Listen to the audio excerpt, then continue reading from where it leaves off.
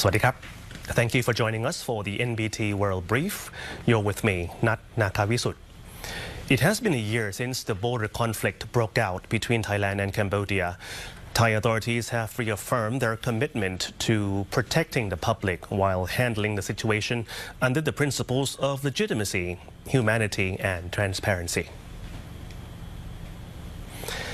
The Joint Information Center on the Thailand-Cambodia situation yesterday outlined the Thai government's commitment regarding the situation along the Thai-Cambodia border, saying all agencies remain focused on public safety while adhering to the principles of legitimacy, humanity, transparency, where security allows, and unified communication.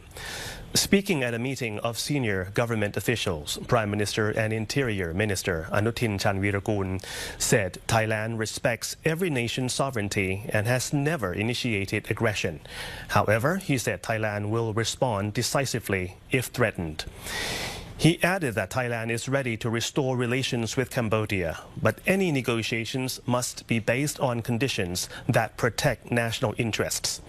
Meanwhile, Defense Minister Lieutenant General Adun Buntamjarean said following talks with Chinese Defense Minister Admiral Dong Jun that China has described both Thailand and Cambodia as its friends.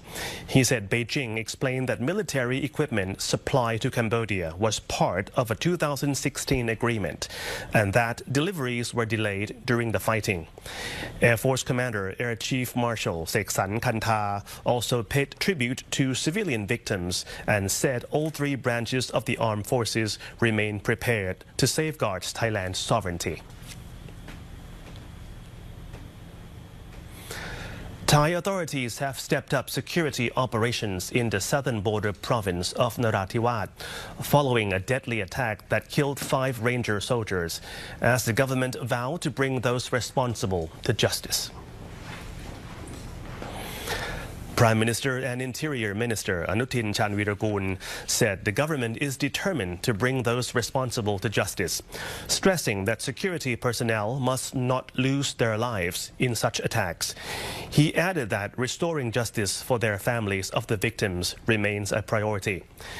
Army Commander General Pana Kleo Plotthuk visited Narathiwat province to assess the situation after the attack, in which the gunmen opened fire and threw pipe bombs at a ranger checkpoint, killing 5 soldiers and injuring 6 civilians. He also ordered swift assistance for the victims' families and full military honors for the fallen personnel.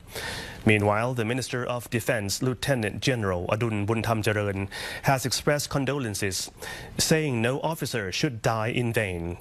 He apologized for earlier communication that may have caused misunderstanding and said he had instructed the 4th Army Region Commander to capture those behind the attack. The Narathiwat Task Force has imposed intensified security measures across the province under martial law.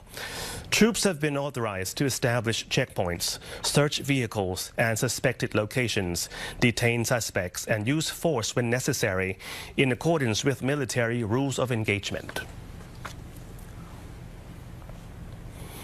ASEAN foreign ministers have endorsed the ASEAN 2045, Our Shared Future vision, aimed at building a more resilient, innovative and people-centered regional community. In a joint statement issued after the 59th ASEAN Foreign Ministers meeting in Manila, the Philippines, the ministers pledged to implement the bloc's long-term strategic plans while supporting Timor-Leste's integration of ASEAN's 11th member. On regional security, the ministers stressed that disputes must be resolved peacefully in accordance with international law, including the United Nations Convention on the Law of the Sea. They also reaffirmed the importance of maintaining peace, stability and freedom of navigation in the South China Sea, while reiterating ASEAN's core principles of sovereignty, non-interference and peaceful settlement of disputes. The ministers also called for progress on ASEAN's 5-point consensus on Myanmar, including an end to violence, protection of civilians, and greater humanitarian access. On the economic front, ASEAN pledged to strengthen regional resilience through digital transformation, cybersecurity and artificial intelligence, supply chain cooperation and clean energy, while stepping up efforts to combat online crime and deepen cooperation with international partners.